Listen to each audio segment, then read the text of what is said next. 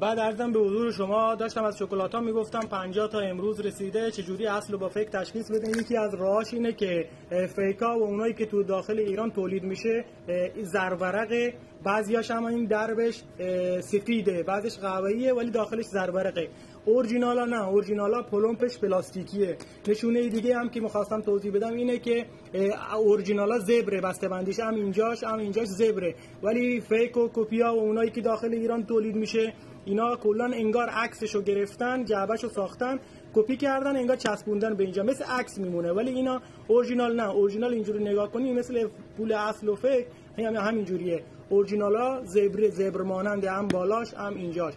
بعد این شکلات اشتهاور از همه چیزایی که چاق کننده که دیدین، این بهترینه. هم اشتهاوره، هم جذب غذا میکنه و هم داخل یه سری ویتامین که بدن کمبود داره این تامینش میکنه. خیلی عالیه. قیمتش هم